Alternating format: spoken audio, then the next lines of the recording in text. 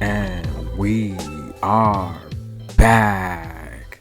Thanks for clicking on the link. Welcome to Good Energy. Enjoy the content, and everyone have a blessed day.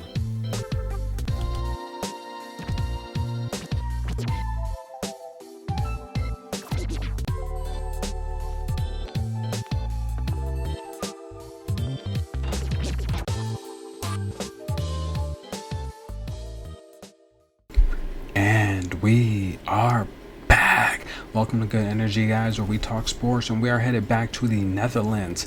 That's right, WTA 250 grass event underway. 280 points up for grabs. The 5th ranked woman on tour, Sabalenka. Can she come away with a singles title here? We're going to see as the competition heats up here. Let's do a quick review of some of the previous matches here, and I predicted all of these matches correctly today.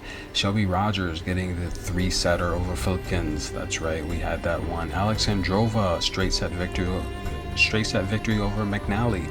I told you to take Alexandrova to dominate Kat. That's exactly what she did. I said Sabalenka will pull out a tight setter. I said Allison was a live dog, but I knew Sabalenka would pull it out. That was a victory there. And Kudermetova with the straight set 2-1 underdog victory over Belinda Bencic. That's another match I called perfect on the day in terms of Netherlands and the matches there. This is Good Energy, guys. We talk sports. If you are new to the channel, please hit the like button, subscribe, and please comment below. But if you're tuning in, I'm going to give you that free content that can help you enjoy these matches. And hey, if you'd like to wager, hey, I'm the person to help you out here. But let's take a look at what we got going on today. Let's start first with Sabalenka. She's going to be taking on American Shelby Rogers, the daughter of the pro football tight end for the 49ers. These two ladies have never played before. There's going to be a first. And contradicting styles here. You have Sabalenka that can beat you with your forehand, and Shelby Rogers, whose hardest punch is going to be a backhand down the line. But nonetheless, Sabalenka, she's winning 69% of her service games, 23% of her return games, 68% of the first serve. She gets it done there.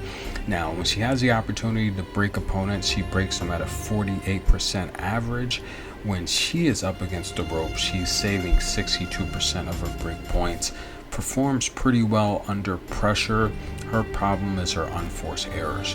Shelby Rogers is putting up some pretty good numbers herself. 68% of her service games she wins, 37% of her return games she wins, and she holds her first serve 68% of the time. She saves 51% of her break points and converts opponents when she has them up against the ropes at 52%. These two ladies have pretty decent serves. Shelby Rogers averages 4 aces per game.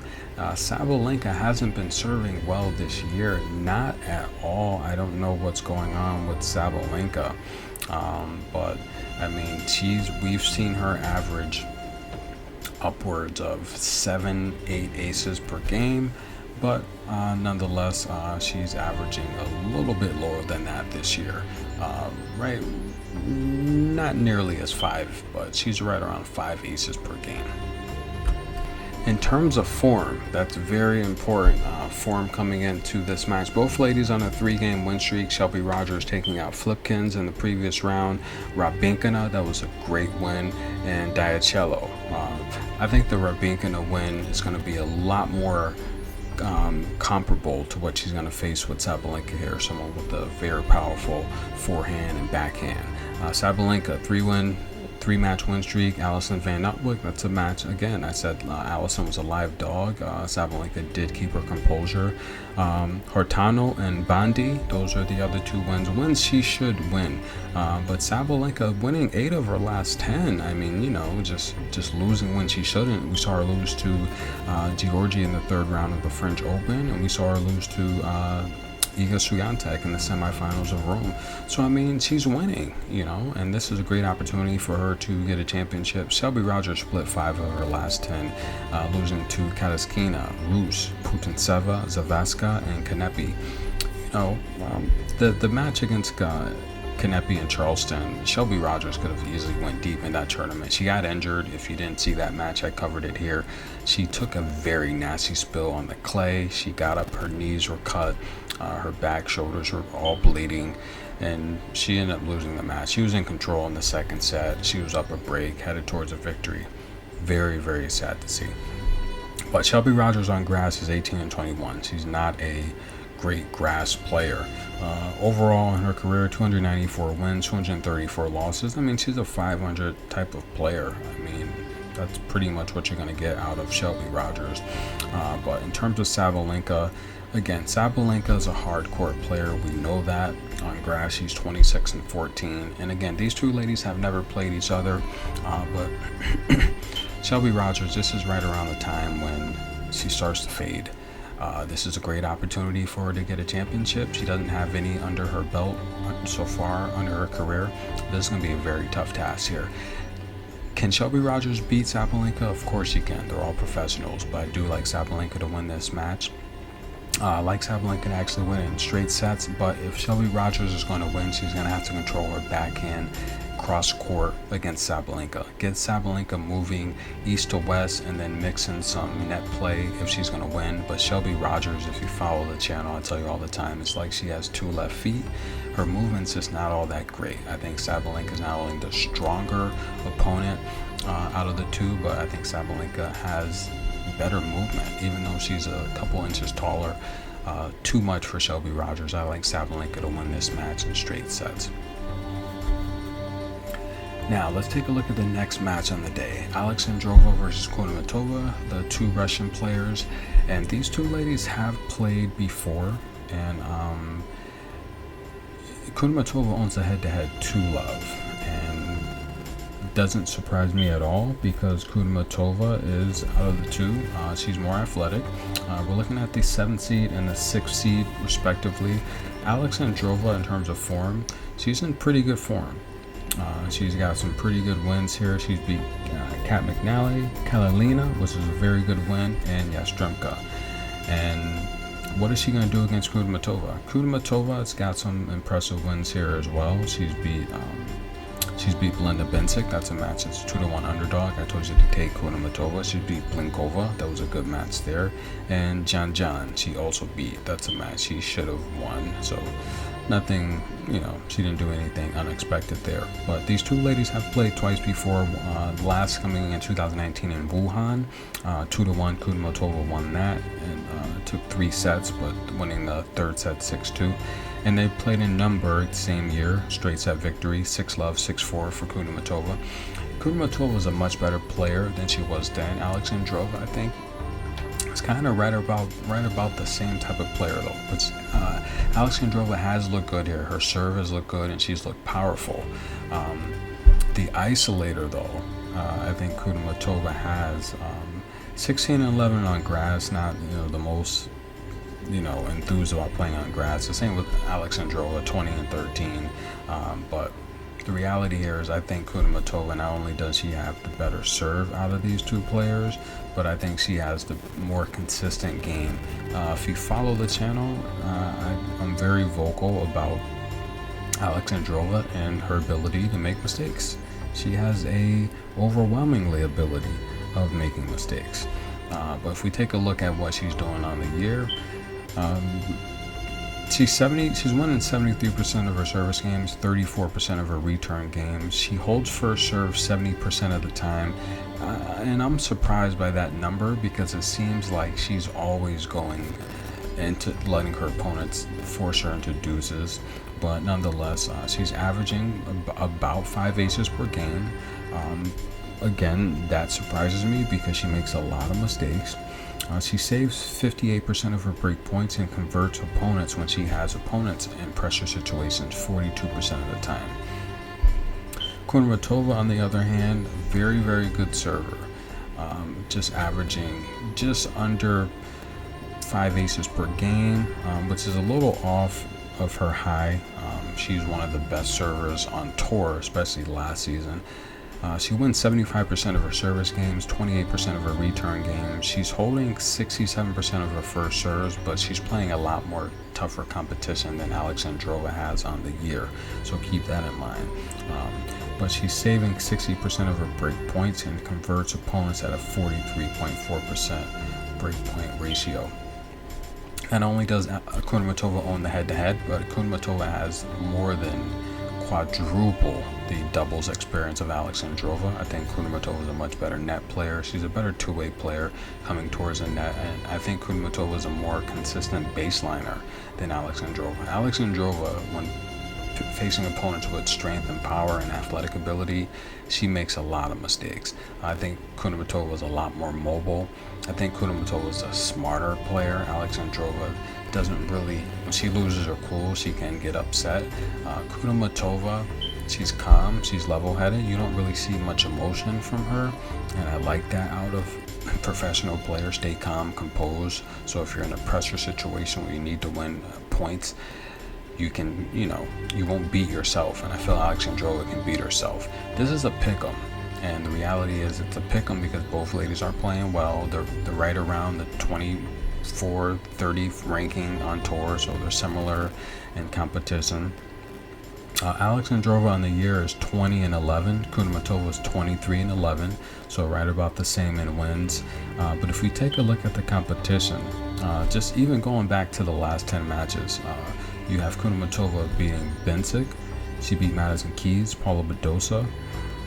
She lost to Badosa and Sasnovich as well. But if you take a look at Alexandrova, her most impressive wins in the last 10 is Sloane Stephens and Anna Samova. She has losses to Big U, Zachary, and Jabbar. All tough opponents to lose to. This is a match where, as a pick-em, I like Veronika Kudermetova to win. Just take her to win the match on the money line. And I'm pretty confident in that pick. I just think she's going to be too athletic. She's going to be able to make adjustments if she does get behind with Alexandrova. And I don't think Alexandrova, she plays one way. I don't think she can make adjustments. Alexandrova doesn't have the net game. She's a baseliner. She can hit down the line with power. But what is she going to do once Kudermetova gets her on the move? And I think nothing. So I like Kudermetova on the money line. Enjoy that pick. I'm pretty confident in that as well. And as we switch gears and head to Nottingham, Tomljanovic versus Golubic. This is, we were 3 of 5 here in Nottingham, 7 of 9 overall on the day. And no matter where you are, 7 of 9, you're going to win. And it's going to be a good day. And if you follow the channel, 7 of 9 is pretty much what I do every round. So please, guys, like, subscribe, and comment below. I thought Tomljanovic would pull it out, but she made too many unforced errors. 43 unforced errors, which she normally does, is not going to get it done. And normally, I tell you all the time, Ajla Tomljanovic can make it to the second round, and that's when her mistakes get the best of her. Same here. Alison Riske over Dart, that was a victory. Haddad Maia, I told you to take her to win the first set and cover the spread there, which she did. And Martincova, I told you to take her to win the first set. I did think Zhang would actually win the match, but Martincova on the first set was her best chance. And I like the over, so 3 of 5. In Nottingham, 7 of 9 overall on the day. But let's get right into it, guys. We're in the semifinals in Nottingham, and again, Alison Riske chose not to defend her title in the Netherlands. I guess she didn't want no parts of Sabalenka, but here we are. So Alison Riske is going to start the semifinal round against Golubic, and these two ladies, well, first of all, Golubic, I just want to remind you guys, she's made it to 4 straight quarterfinals and has failed to advance. Finally, here in Nottingham, she has made it to the quarterfinals and has advanced to the semifinal round. So congratulations to Golubic. She played very well against Ajla Tomljanovic, and she deserves to be here. Great job. Very impressed. Amazing. These two ladies have played together. The head-to-head is 1-1, and Golubic just all smiles. Just the hard work finally paid off. She's all smiles, and congratulations. Enjoy it here. It's tough to make it to the semifinals in any WTA event, so it was good to see a refreshing interview with someone that was just so happy and appreciative to be here. Very excited for the fans and just having tennis. So great spirit from Golubic. But yeah, the head-to-head is 1-1. They haven't played in over 5 years. So Madrid WTA, Alison Riske won that in straight sets, and they played in the 2016 French Open where Golubic won that in 3 sets. So that makes the head-to-head 1-1. But let's take a look at Tereza. Golubic first, and Golubic on grass, she's 27-20, 3-0 this season so far, and those 3 wins we saw against a pretty decent opponent, Asa Tomljanovic, Heather Watson, and Emma Raducanu. Emma Raducanu did retire, and what's up with Emma Raducanu? Okay, that's like 7 medical timeouts and 4 matches. Her body's just not holding up, and I know she's not used to playing this tough of a schedule, just being essentially an ITF player last year, but she's got to get it together. She did very well at Wimbledon last year and had to withdraw. Unbelievable. But Golubic's won 5 of her last 10. She split them. Some of the wins include Farrell, Mordinger, and Isla Tomljanovic, and Emma Raducanu that had to retire. She's lost to Katie Valinets, Ocean Dodden, Victoria Azarenka twice, and Liz. Those wins aren't going to get it against Alison Riske, who's playing her best tennis on grass. We know Alison Riske has a 2-to-1 win ratio on grass. She prefers to play on grass. And overall, 410 wins on her career, 326 losses. The much more experienced player on grass here, 82-36. That is Alison Riske. And Alison Riske, she's won 6 of her last 10 matches. She's beat Dart, she's beat Caroline Garcia, Singer, she's beat Yastremka twice, and she's beat Kat McNally. Some of the losses: Osaka, Sabalenka, Bianca Andreescu, Iga Swiatek, all tough losses. I think Alison Riske is just playing a little bit better right now. The match against Isla Tomljanovic, Isla makes so many mistakes, and for Golubic to just allow her to hang around, it's not going to cut it against Alison Riske. Alison Riske is the slight favorite, and I do like Alison Riske to win this match. I just think that Alison Riske does make mistakes, but she's more athletic than Tomljanovic, and she has a more consistent serve than Tomljanovic. She's not going to make 43 unforced errors, and I think that alone is going to be enough for Alison Riske to advance to the finals here. So I like Alison Riske on the money line to beat Golubic. Can Golubic win? She can, but I don't think Alison Riske is going to lose. The wins that Alison Riske has had over Dart and Garcia, I think both are playing better than Golubic. And if you swap competition, I think Riske would beat Tomljanovic and Watson as well. I don't think Golubic would beat Garcia, and Dart would definitely give her a run for her money. So Alison Riske money line. And furthermore, Golubic's only winning 55% of her service games. So that's just not going to get it done. But let's get into the last match of the day, and the one that I'm most looking forward to: Haddad Maia, the 7th seed, versus Martincova. And Haddad owns the head-to-head 2-love, but Martincova is playing very well. I like her backhand, how it looks on grass. And Martinkova's not a huge server, only averages about 1 ace per game. She's winning 66% of her service games, 30% of her return games, and her first serve she's holding 60%. When she has the opportunity for opponents to break her, she's saving 41% of them, and that's pretty low for a tour player here. And she converts at a 37.4% rate. Again, also pretty low. But, however, I feel that she's playing very well in this tournament at the right time, and that's all that matters when you're dealing with a professional athlete, is peaking at the right times. Yes, Haddad owns the head-to-head 2-love, but Martincova has a very impressive win over Zhang, Matt Delanet, and Ocean Dodden.